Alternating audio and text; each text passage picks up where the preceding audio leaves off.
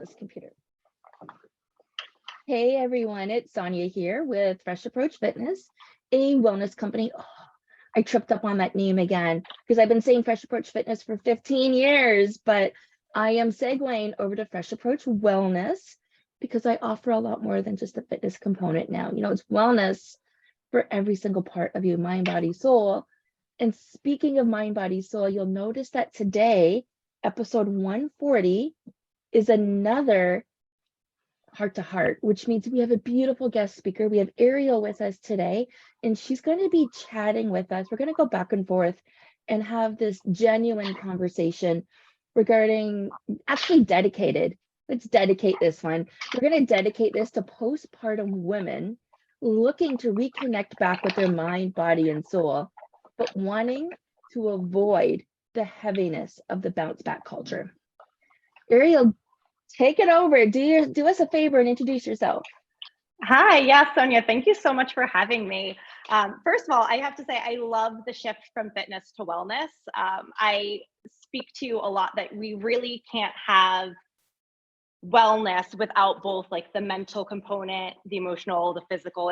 It's all very interconnected. So I love that. But yes, so thank you for having me. I am a physical therapist and yoga teacher by training and background. And I have recently shifted into being a postpartum wellness coach. Again, bringing in the mental, physical, and emotional transitions of life into motherhood. So now I'm a postpartum wellness coach, helping new moms reconnect mind, body, and soul when you often feel so lost and so disconnected after having a baby from yourself. And really kind of helping them shift back into re-identifying themselves outside of their roles that they previously had. I feel like early on in postpartum, again, with that piece of feeling a bit lost, a bit confused or overwhelmed, we cling so heavily to our identity of who we were, the label of, you know, whether it be your professional role that has kind of paused at least for a moment, your identity as to the physical activities that you perhaps were engaged in before, even, you know, your physical identity of what your body looked like and felt like before. And all of that shifts very dramatically postpartum. So I'm here to give women the confidence that they need to feel really strong in their body and really strong in who they are and who they're becoming. You know, you've hit on so many great points. So I'm really glad that you're here today because we have an audience. Well, I have an audience that ranges. I know I have some new moms in here. I also know that I have grandmas, such as myself, who have been there, done that. Maybe they suffered from the depression part or the postpartum part, but maybe they didn't. Either way, that identity shift happens. So it honestly, ladies and gentlemen listening to this, okay, gentlemen, this is going to help you understand what your partner is going through. And I say that because you never know who's listening to these podcasts. You know, I learned the other day, and I don't know about you, Arielle, but I listen to them when I'm doing things. Right? Always. So always cleaning the kitchen, like whatever, it's kind of like my extra personal development on the weekend. So I'm always doing something. So if a woman is listening to this and her husband hears it and he's like, oh, this isn't for me, pay attention. And I mean this in a good way, because just understanding that she may have no clue hormonally, emotionally, what's going on. The only thing she knows is that she's lost her identity. Yeah, I would actually encourage, you know, any of the women who are postpartum or expecting to share this episode with their husbands so that they can get that perspective. Yeah. And it's not, I mean, I joke about this because it's typically women and who are listening to podcasts and up-leveling their lives and chasing their happiness rainbow, if you would. But yet men don't do that. This is not a bash. This is just an observation. And lean in here. Women last. We last about 10 to 20 years longer than most men in society. I wonder why. I wonder if there's a connection. So many reasons. And perhaps, yes, that self-care piece, they're trying to find a way into that self-care piece. might be part of it. Just a small part of thinking differently. Now, we all have moments of stress, and talk to me for a minute. You know by now, and for those that are new listening to the show, because I know, Arielle, this is going out to your audience as well, so I know this is going to be expanding. 140 episodes that touch on meals, movement, mindset, your relationship with money, a day in the life of everyday people, coaches, influencers, and the moms, the 9-to-5ers, the entrepreneurs, putting it all together for you in a nice little bow with some personality. So this is going to be on YouTube as well. The link will be on here. But more importantly, two things. I love the fact that we are having a real life experience. You've got your beautiful daughter there, and she's going to be in and out, and that's okay. Yeah. Like, that's what this is all about. This is a safe spot. As long as everybody's on the same page, that opens doors, wouldn't you say? Yeah. It's life. It's real life. And I think it's really important that moms, especially new moms, see that, that you can see that interaction with your babies as they're starting to get older, and that they can be very much a part of our everyday life. I think we're not so much still in that like kids should be seen and not heard phase, but I feel like there's a piece of it that's still there.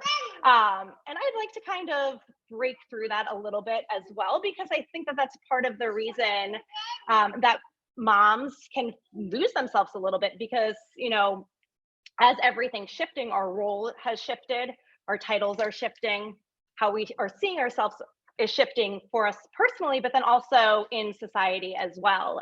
And I feel like, especially early on, for so many different reasons, moms feel the need to maybe avoid the things that they enjoyed doing before, whether that's going out to eat with their partner or,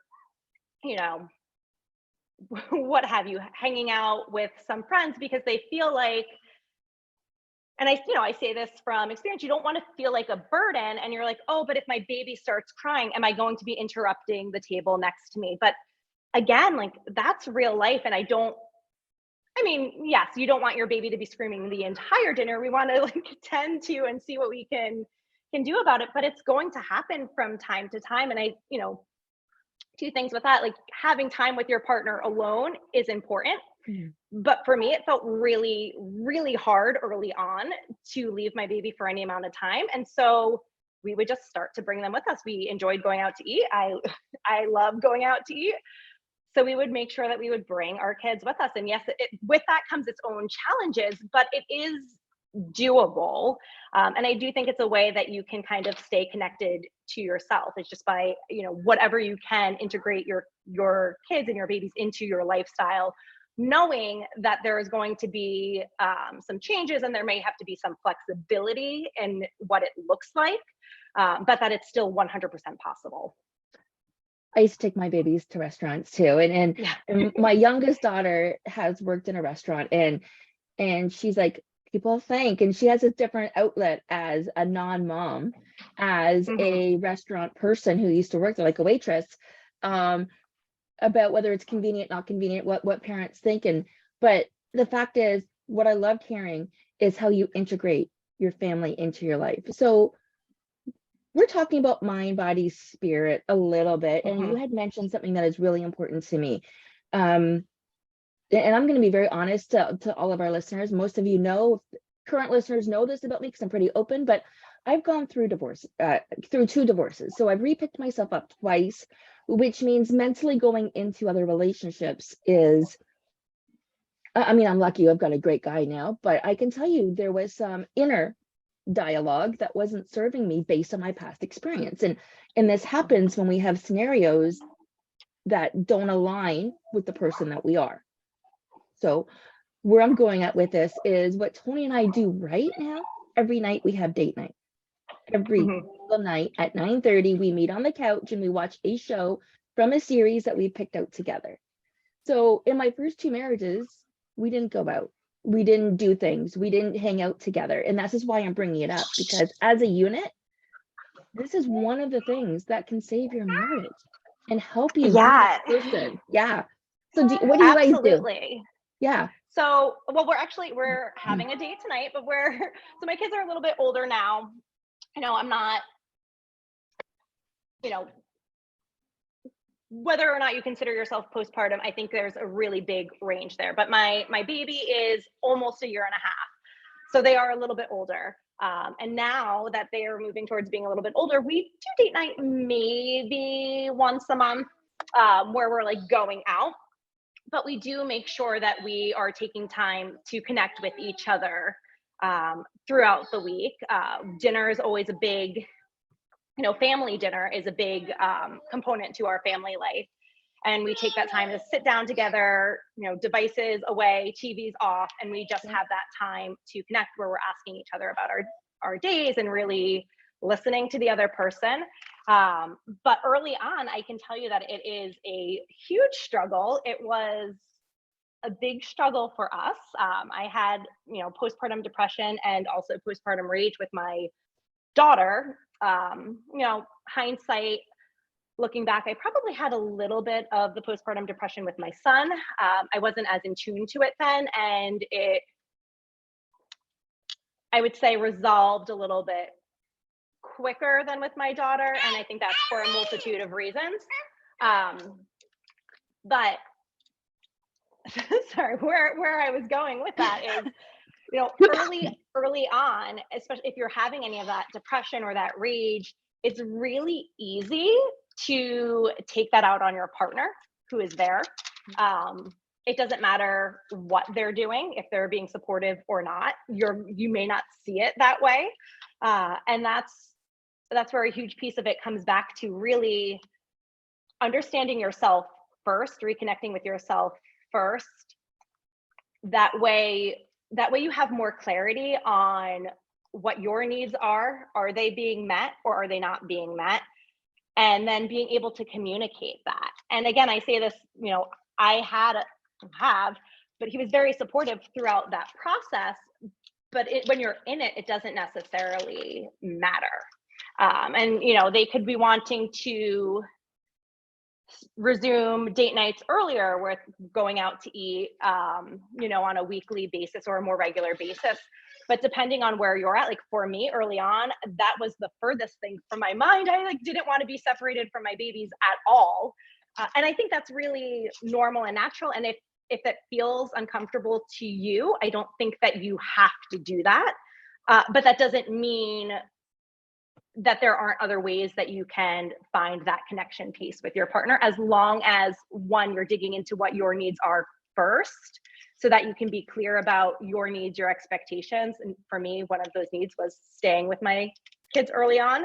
And then finding out, creative ways to make that happen. So sometimes if bedtime worked out really great, which doesn't always happen, and they both go down easily, is just, having takeout after bedtime as opposed to eating all together with the kids, where we usually do it together as a family. But there was the occasional nights where we would sit down with sushi and some wine after bed. And my little ones aren't great sleepers, especially early on. So they would do what we call a false start, like a half hour, 45 minutes in, they'd wake up and we would just, go tend to them and then come back and enjoy our dinner. And so I think it comes down to a lot of times like what your expectations are and being flexible with how things are going to look. But again, as long as you're in tune to what your needs are early on and communicating that and listening to, what your partner's needs are as well, because when you have a baby, there are multiple people in the relationship now. And just because they're not going through the hard stuff that you are doesn't mean that they're not having some changes and some adjustments as well. Of course. I mean, you've touched on so many good things there. Like, and again, I want to reiterate something for everybody listening to this. A lot of this conversation might be around postpartum, but it doesn't make a difference if you're going through menopause or perimenopause. It's the same hormonal feeling. So it's the overload of emotion at the end of the day that you're trying to balance, and you're trying to fit in the things that bring you happiness and joy but you're overcome with emotion. So a lot of what we're and you wouldn't be able to relate to this yet, but as I will be 50 in July, I am relating to this. So I can tell you after having the kids, it's not much different.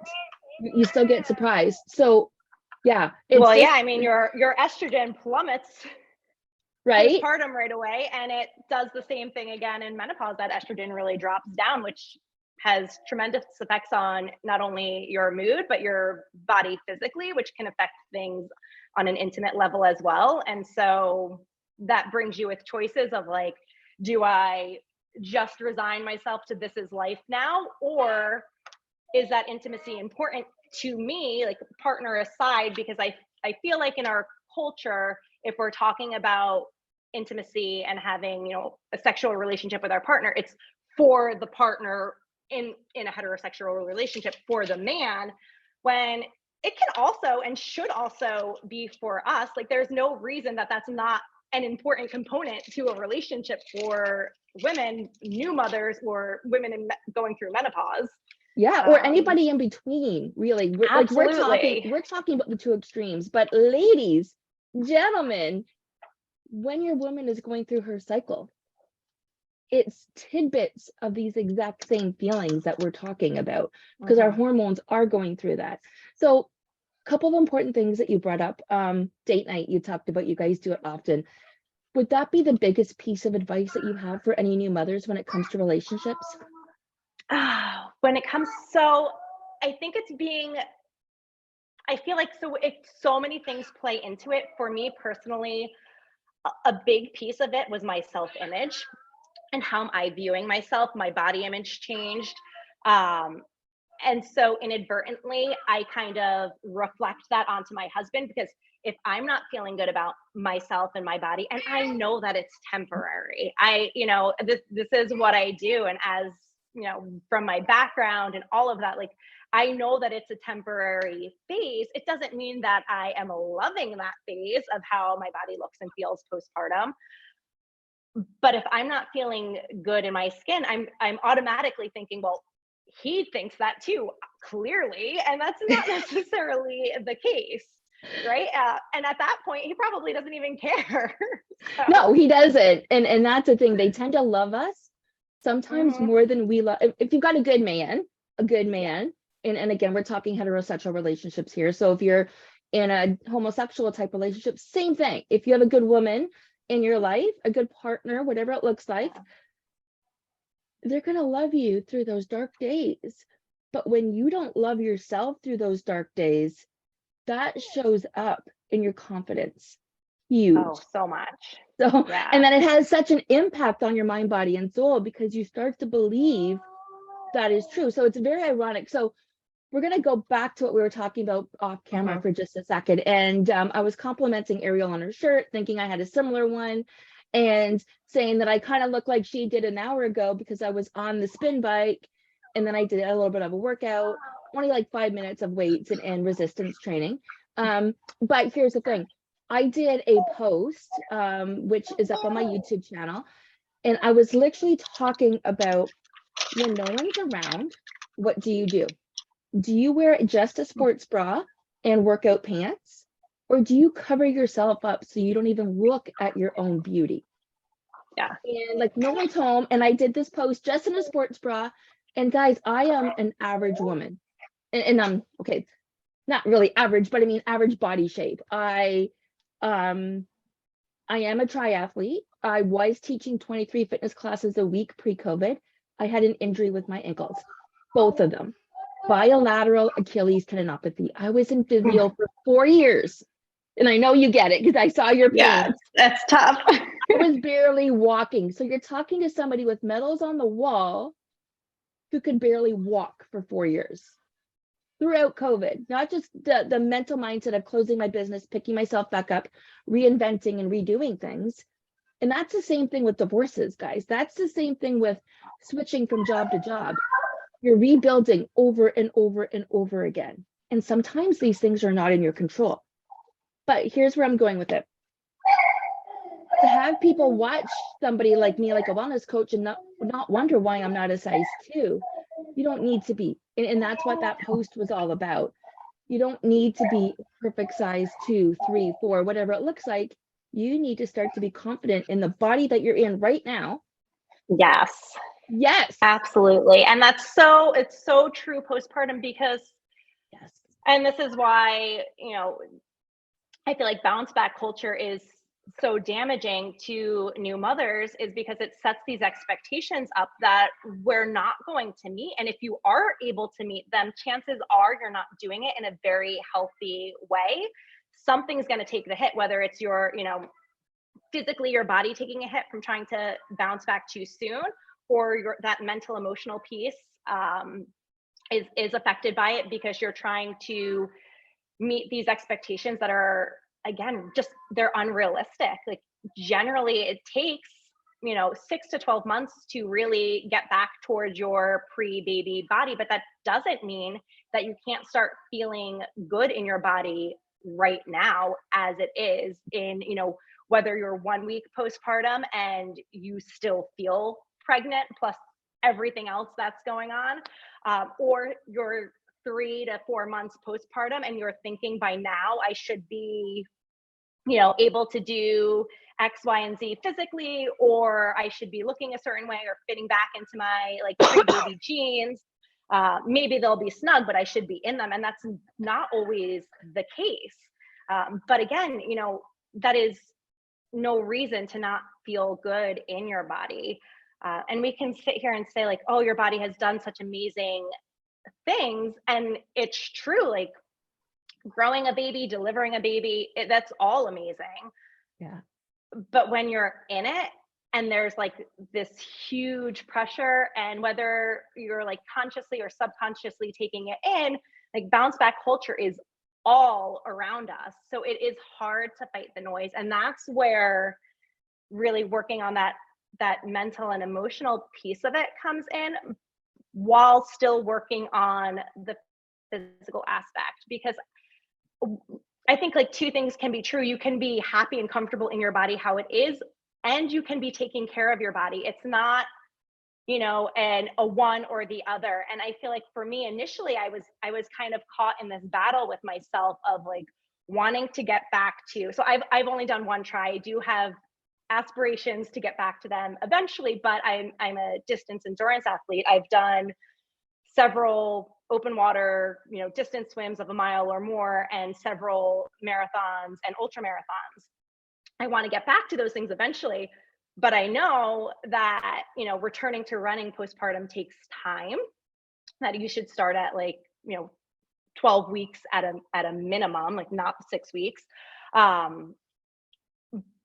But it doesn't mean, so it doesn't mean like I have to either be back in that state or just accept my body for what it is and not try to have those aspirations at all. Like you can do both. And I think that if we allow ourselves to heal first postpartum, and that's healing physically and mentally, emotionally, then we can move through. So like healing and then recovering, as you're talking about your tendinopathies, you have to let it heal first, then you have to do the rehab, and then you can get back to doing what you're doing. And for some reason, we just think that birth, even though we talk about it doing, our body is doing this amazing thing, that it's different. And you can talk to any athlete, yourself included, that not only is there that physical piece of the recovery, but there's that like mental piece as well of like, this is my identity, this is my stress relief, this is what I enjoy, like all of those things. And you're having to sit in this waiting period. And so I think it's no different postpartum versus, any type of injury or, recovery process. And I love what you're saying there, because so much of that is true. Do I know, I'm coming from, and even someone like you with postpartum, but an athlete as well, coming from the perspective of, what you're capable of. Your times, you can run half a marathon or a marathon, what you are capable of, but you need to redirect that story now as if you're starting from scratch with no expectations. That is different than encouraging somebody to do their best, because now you're worried about, well, I can tell you what you're worried about. You're worried about peeing your pants. You're worried about getting your pacing. You're worried about having to go to the bathroom, like you're worried about all of these things, but all you want to do is run or move your body. Like we're saying running because there's a different vibe when it comes to running. And again, for those that are new to this episode, I want to thank you for listening, but we are so real. Literally, it's like two friends having coffee and just chatting. So we didn't plan to talk about running at all. We don't plan to talk about any of these things. You know, there's 4 pillars I talk about: meals, movement, mindset, and your relationship with money. And even when I'm interviewing guests, I will bring these up in the last 5 minutes if they're not talked about. So they come up, but we didn't plan this. So for us to both be sitting here at 2 different stages of our life and sharing that there is a huge mental piece that comes with recovery, that comes with healing. And it doesn't matter what that healing is. Give yourself space for that, because there's been a lot that you've accumulated and you have grown through. I like to say to my clients, and I love to hear your input on this, but the slower it comes off, the longer it stays off. So slow and steady sets the pace, which is completely in alignment with your lack of bounce back culture. Yeah, absolutely. And, you know, I always tell people, if you have weight loss goals, I get that. Like, I understand that. That's not what I do as a postpartum coach, because I'm working with you in your postpartum phase. And I think that there's a time and a place for that. But again, it's after that recovery piece and kind of resetting and reframing and knowing why is that your goal. And it could be for many different things. It could be, you know, you've had a physician talk to you numerous times, and you're more likely to be getting, or you're pre-diabetic and you're switching over from pre-diabetic to diabetic and they want you to lose weight for that reason. It could be because you felt better, 15 pounds lighter, as long as that 15 pounds lighter wasn't like a completely different life stage ago, meaning, because our bodies change and that's okay. Yes. You're not going to be your prepubescent weight. You're not going to be your pre-baby weight necessarily. Sometimes yes, sometimes no. And premenopause, like those are all different stages. And I think just, again, allowing our bodies to change a little bit is okay. So it's knowing where your goals are coming from and digging into the whys behind them, and whatever your reasons are valid as long as they're yours. And if you feel like your reasons are coming from something else, like societal pressures, or I guess the main outside of us would be that societal pressure. So it's really kind of digging into that and seeing like, where is your goal coming from? But yeah, to your point, slow and steady absolutely does win the race, so to speak. I mean, from personal experience, talking about running, I am not fast. I am slow and steady, but I can do, 32 miles, 50 miles. That's been my longest so far. Just so you know, I'm in Canada. You're in the States, right? Yes. Yeah. So what state are you in? So currently I'm in Florida. Generally, I'm in Massachusetts. Yeah. Okay. And I'm in Ontario, Canada. So we all know miles is a lot more than kilometers. Just saying. Yeah. So 50K, 50 kilometers is 32 miles. So I had it reversed. 50 miles is 70 something K, but yeah. it can be an overwhelming number. And there was something that you had said there.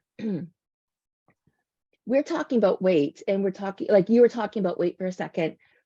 Keep in mind, as your body evolves and you grow through that postpartum stage, you might weigh the same, but your body shape might change. And that's for the better. Like, I can tell you, I have coached so many women physically, and their body shape changed, and they were still obsessed with the scale, but you could see their muscles and you can see their definition, and you can see that they're down a couple sizes in their jeans, or their wedding ring fits again and they've got tears. It's not about that number on the scale. And I can't emphasize that enough.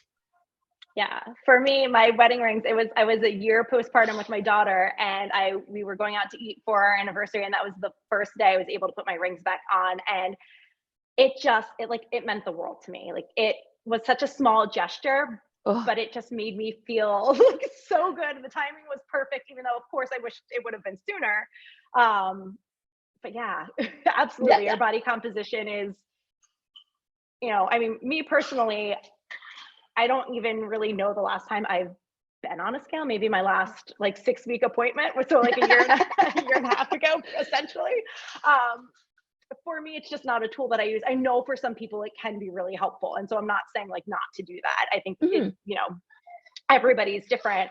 But my biggest focus for me personally, and what I try to instill, especially in that postpartum period, is really about how you feel in your body and starting to be really in tune to that. So I'm looking like externally on what you're able to do. Like, are you able to now get up and down off the floor while holding your baby, which was something that you weren't able to do before, or you had to like crawl over to the couch and kind of hoist yourself up because your core was so weak and your back was aching because your disconnection from your pelvic floor and inner core, like nothing was firing in synchronicity with each other. And so you're in pain and you're just not moving well. And now you're able to do that. And, again, just back to how your body feels. And I feel like that, are you feeling good where you have more energy and you're not just this, just absolutely exhausted?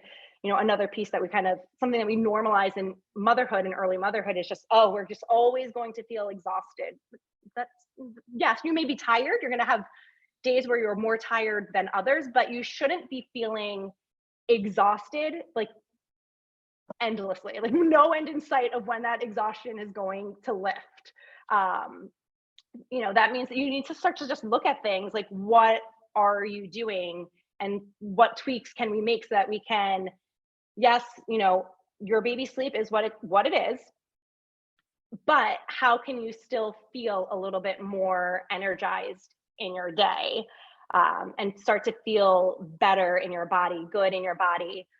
And again, that bringing in that mind body connection, when you're starting to feel better in your body, you're starting to feel better in your mind as well, and vice versa. And I think the other piece to that is, as you get more in tune to your body, as you start to heal and rebuild and do exercises from more of a like therapeutic place as opposed to a beating yourself up place, and you're actually paying attention to your body, then you're able to pay attention to your body in all situations more. So you're able to pick up on those cues of like, I'm getting really like angsty right now.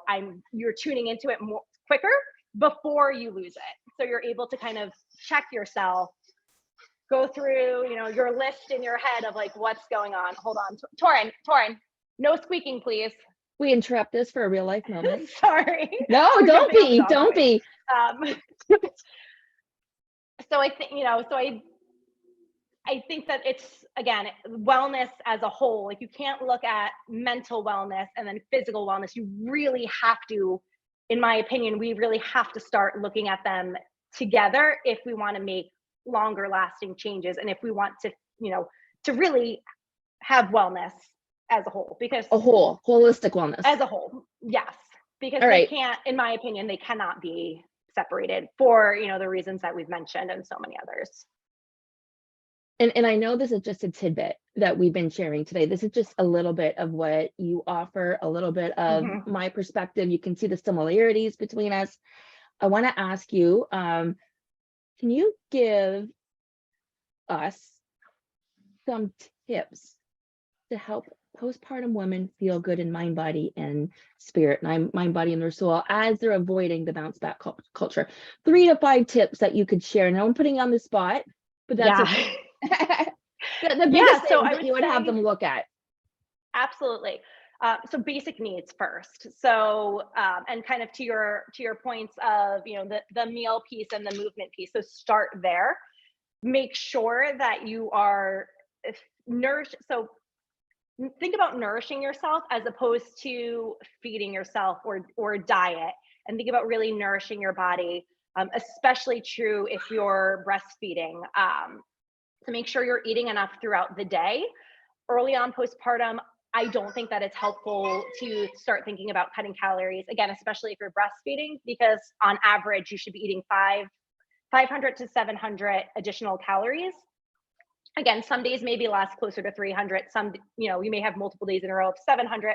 All going to depend on, what your activity level is that day, how much sleep or little sleep you've gotten, so many different factors. And because of that, because there's all this fluctuation, you can't say, okay, well, you want to lose weight, so we're going to cut your calories here, but you're breastfeeding, so we're just going to tack on an additional 500. Like, it doesn't necessarily work like that.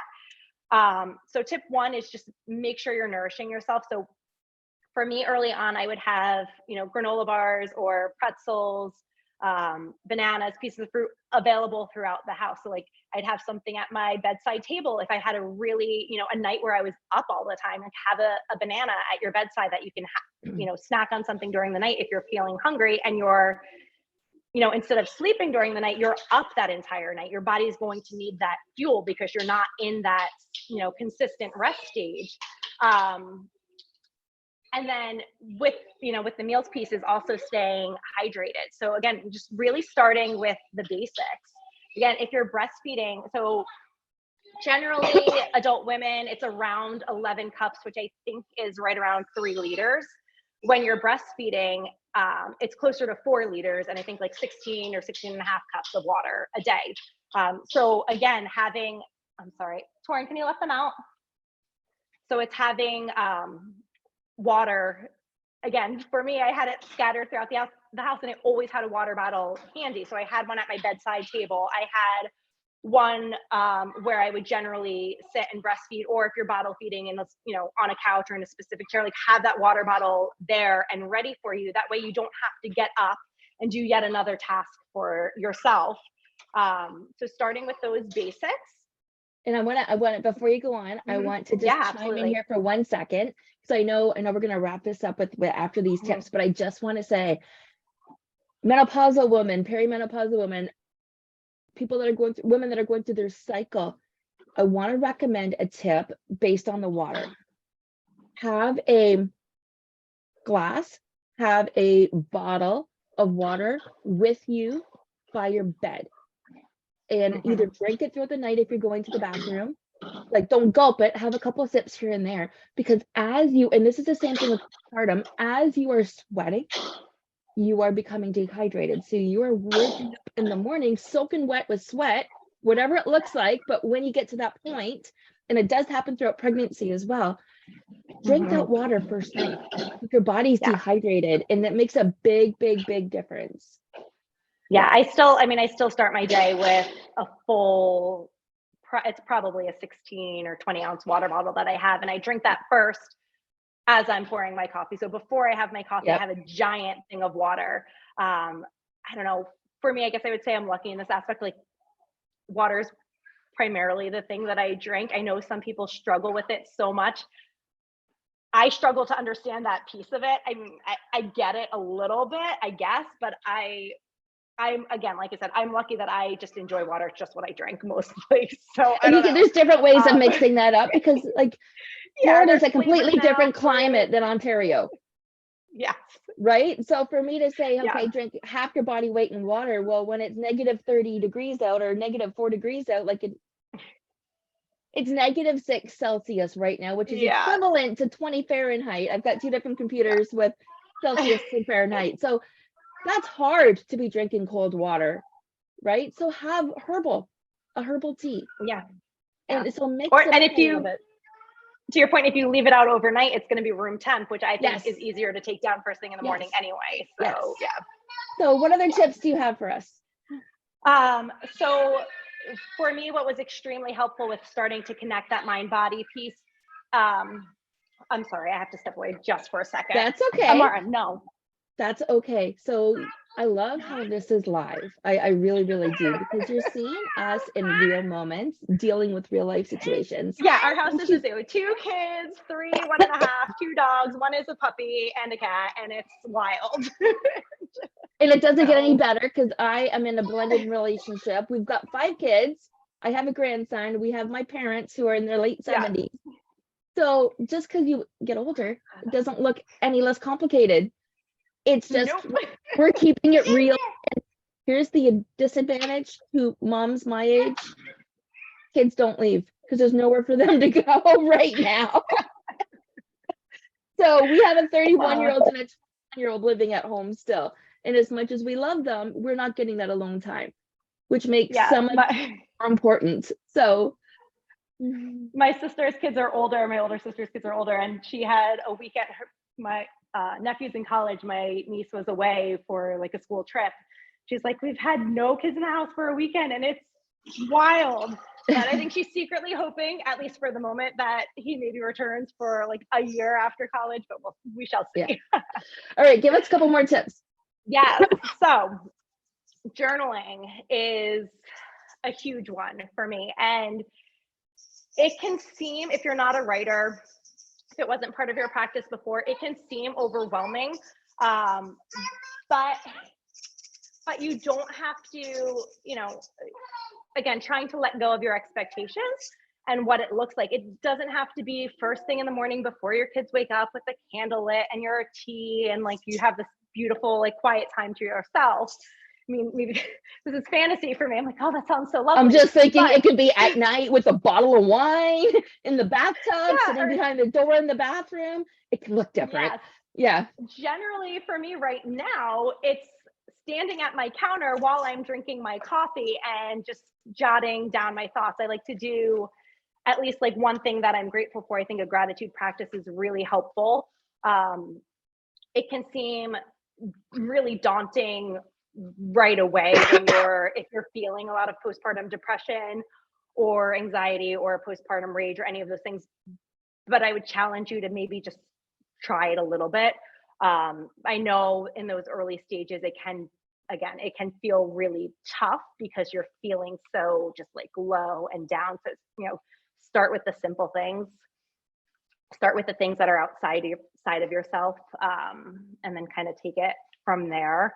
Even if it's something as simple as like, if you have other kids and maybe they had a snow day or a delay and it gives you like an extra hour to get yourself together in the morning, you can be thankful for that.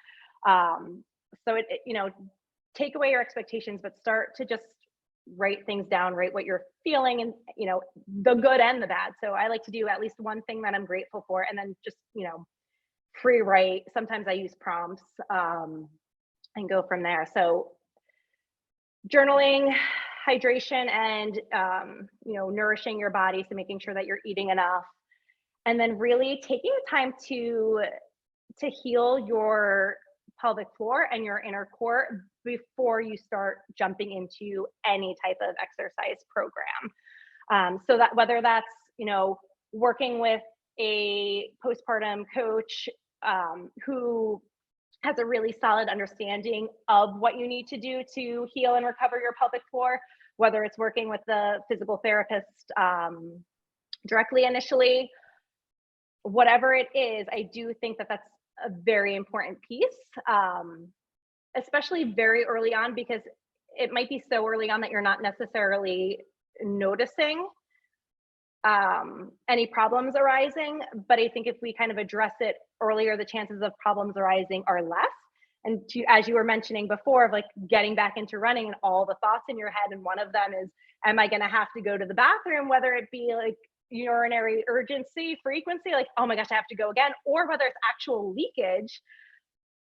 It's common, it's not normal, and there are things you can do about it. And if you really allow yourself to heal prior to getting back to running, your chances of that happening are way less. And I'm gonna, I was gonna say, I'm gonna tack on that, because at this point, like, so we're talking about the two extremes here, but at this point, laughing, crying, sneezing is an onset of like, I gotta change my pants. And sometimes you're in the wrong place to do that. And I'm saying this with openness because I want everyone listening to know that you don't feel alone, but this is a symptom of your body communicating with you that you should get some work done. And it can be, honestly, if you're in the realm of health and fitness, it can be as simple as like even Pilates, because you are strengthening your powerhouse, which is going to give you your pelvic floor straightening. But there are antibiotics, or not antibiotics, probiotics. There's the mindset work, and then there's deeper work that needs to be done, which is what you're offering right now to your clients as well. Yeah, and to that point too, a lot of times we also need to relax our pelvic floor a little bit first. And so Pilates does a little bit of like the lengthening as well, but we don't want to just keep tightening, keep tightening, keep tightening. A lot of times we also need to work on relaxing the muscle, easing muscle tension, and think about lengthening the muscle so that you can strengthen it properly. I like to, And it heals. give it heals. Yeah. The example of, or you can, back to, usually I'm like a bicep because that's really easy to see, but with your ankles, if you don't work some of that muscle length and getting that flexibility back, and then all of a sudden, your ankle range is a lot less as opposed to being able to really go up and down on your toes, then this is where you're able to strengthen is just in this range, and you're not getting that full muscle capacity. So you're not going to be able to strengthen as well. You're not going to have that push off for running is not going to be what it was if you don't ever get that length back. So it's really important to get that proper length tension relationship first in recovery, pretty much always before you start really strengthening. And you can do some of it together in tandem, as long as you're not forgetting that piece. And I think with the bounce back culture, we just kind of skip over that altogether. I mean, talk to anyone who's done any kind of workout and then ask them if they do any stretching or anything, and it's a groan. You get a groan. It's the less glamorous piece of it. But it's not. It's actually one of the most enjoyable pieces of it because you slow down. I think. Okay, you said something that I want to expand on, and I know I had promised, this is my daughter this time with my grandson, but I will send her to voicemail. So one thing to keep in mind, even when it comes to the pelvic floor, and we were talking about my ankles as an example, but because it's easier to see, something like a bicep or something external is easier to witness and to see. You see the swelling, you see the inflammation, you see the lack of blood flow, you feel the impact a little bit differently. Especially after you've had babies, you just think the leakage is just normal. Or as you age, you think it's normal. Like you said, it's common, but it doesn't have to happen. So it's not just a matter of strengthening, stretching, lengthening that particular zone. It's all connected. It's all kinetically connected. Yeah. So like a lot of my ankle work boiled down to my hips and my back. Because our whole kinetic chain is connected. So you're not isolating change. You're not isolating one particular area. You want to work on your back for that. You want to work on your core for that. You want to work on your inner thighs and your powerhouse. You want to build strength in other areas of your body to help pull you through as you're working on that. Yeah, absolutely. And that's, the exercise program that I have is very therapeutically based, but it is also whole body based as well, for that reason. And to that piece that then goes on to then the mental emotional component, because we are all connected. But a big piece of the pelvic floor, especially early on, for finding it, because if you are not familiar with finding it, because it's not something that unless you do the work and you are very much aware of it, it's not something that's front of mind, because it is internal. But when you're connecting to it again for the first time, a big piece of that is with the breath, and that may seem I was just going to say that not connected at all, and disjointed, but it's a huge piece to it. And that would kind of bring me back to one of my other main points is really focusing on your breath, on getting deep full breaths, using your full lung capacity, which then brings you into a calmer state. So again, there's that mind body piece of it. When you're really using your diaphragm, you're kind of stimulating your vagus nerve a little bit more. But you want to think about also not just that belly breathing, that front back breathing, but also, forward and back breathing, but also breathing out into your rib cage laterally and breathing out into your back body as well. So that you're really, again, using your full diaphragm that really engages your full pelvic floor, because we are all connected. It is all connected. I couldn't agree more. We today have touched on indirectly meals, movement, mindset. The one thing we did not touch on yet is your relationship with money, which I like to paraphrase as AKA your levels of stress. Most people, when it comes to money, that is their ultimate stressor, which impacts other areas of their life. Mhm. So what would your takeaway be on that component? Yeah, sure. I would say the more that, so it's tricky postpartum because you're generally taking some time off, and you know I am trying to encourage women to take that time off. I know that it's kind of a privilege to have that choice, not that it's a privilege to stay home for any length of time, but really the privilege is in the choosing of, am I going to work, am I staying home, is it some type of hybrid? But if you're able to give yourself more of that length of time, I think that it's really helpful, for you and your baby connection, but for yourself, to allow for all of that healing that needs to happen, the physical, the mental, emotional. And while it may seem like it's a burden for you financially, I'm going to offer that you just kind of switch your perspective on it a little bit, for two reasons. Like, one, childcare is expensive, especially in the States. It is not a small fee by any means. So, think of your time staying home as, making, if you need to frame it in that, making that salary of whatever that childcare would be, that's what you're bringing in, because that's what you're saving your family. Now, granted, if you have a job that makes more than that, you may have a harder time kind of sitting with that reframe. But I challenge you to think of it in that way, at least initially. But then also, if you are taking that time, and whether it's the 3 months or 6 months or your whatever time you allot for yourself, and you allow yourself to really heal and feel really confident in who you are, your values, what you want, you feel good in your body. When you do return to work, you're likely going to be able to do it at a higher level, because you're not burdened with all of the extra weight of that mom guilt or shame that's like weighing you down, because you feel solid. Like, I am making this decision because it's aligns with my values. It's who I am. It's right for my family. And you can say that confidently. And that frees up so much headspace, which then takes away so much of that exhaustion. So when you're at work, you're able to, give it your all. You're able to come back home and be more present there. And I think, being present in what you do is a huge, huge piece to it.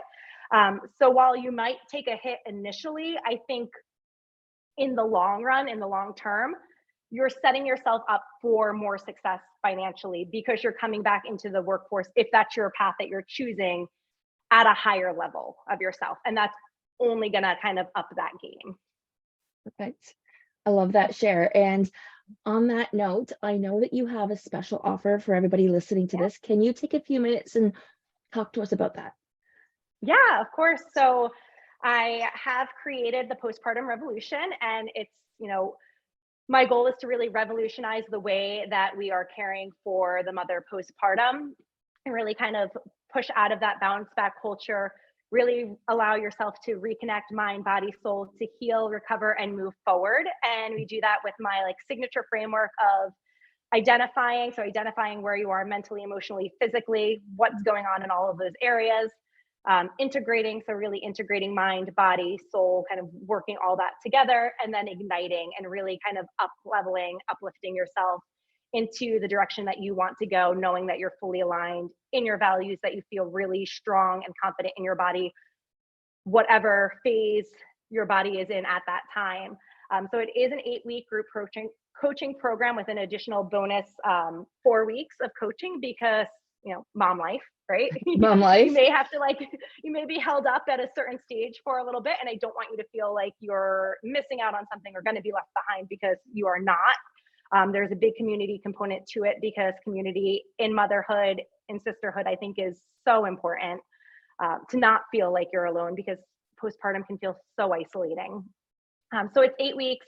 You're going to come out of it feeling strong, feeling confident, having a solid foundation, not only physically to go on and do your next level activity, get back to what you want to do, but also mentally and emotionally being confident in yourself, so that you can really parent confidently the way that you want, without the mom guilt, without the self-doubt, without all the shame, and so that you can partner passionately and and stay really connected to your partner in a way that feels good for you, because again, it comes back to you. So we're like, yes, for them, it's a byproduct. A partnership is always a byproduct of two people. But for you first, and being confident and comfortable in that. So it is open. And for anyone who is listening, because you're listening to Sonya and she's lovely, and I want to thank you for listening to this episode, I do have a 10% coupon code for you. So it will be, I just want to make sure that I get it right, Sonya Pod Mama. And that will be in the show notes. So yeah, it will be in the show notes and anybody can apply it. Arielle, I want to thank you for being a guest on today's show. We had so much to talk about. For those that are listening, all of my episodes are like not this long. For another hour. And my that's kids may not allow it, but I could have talked for an hour longer. That's what I love about the allergy and these organic conversations. Many times I don't sit there and vet and interview a lot of people. I feel their energy and I'm like, let's do it, because my audience needs this. Your audience needs this. And I was at a networking event. We're just going to close with this here. I was at a networking event the other day and there was a lady talking, and she's 25 and she has 3 kids and she's a single mom, and she was talking about her business. And I said to her, I said, why don't we sit down and have a coffee chat? I said, because I had mentioned that I have a grandson, but you have no idea that my daughter is 25 years old and is completely going through what you're going through. So you just don't know where this is going to land. You don't know how this is going to inspire somebody. And please, like, comment, share, go ahead. This is going to be on YouTube. So there will be a YouTube link where you can catch the video. If you're listening to the audio, it will be in the show notes as well. Or you can pop over to my YouTube channel. It's in my link tree. You can always Google Sonya Janisse on YouTube or Fresh Approach Fitness. If you are lost, definitely message me and I will get you the YouTube link. Arielle's going to have the YouTube link as well. She's going to be cross-posting this to her platforms. And my link tree will be here. Her promo code will be here, as well as her description. I am sending you so much love and hug today, guys. Make it a fantastic day. And Arielle, do you have anything to say before we chime off? No, just thank you so much. This has been absolutely wonderful. And to your point, absolutely share. If you are not postpartum at the moment, share with a mama in your life or an expecting mom in your life, because I think, the more that we are prepared for life postpartum, the better off that we are. So yes, absolutely share with your partners, because they need to know what it's like. It may kind of start to encourage that open dialogue between the two of you, which is absolutely needed. But yeah, it's all about connection and building community, especially in motherhood. I think it's something that we very much need. So absolutely, please do share with the moms in your life. And I want to say, it's more so than that. Everything that you just said, it's about feeling connected, because nobody wants to feel alone. And when you are postpartum, when you do have the baby, when you're going through any change, it's easy to feel isolated and that you're the only one going through it. And if we can help you feel like you are connected, even if it's just to us, we've done our job. Yeah, absolutely. Okay, sending you so much love and joy. Thank you so much for listening, everybody, and stay tuned for more of these wonderful episodes. Bye.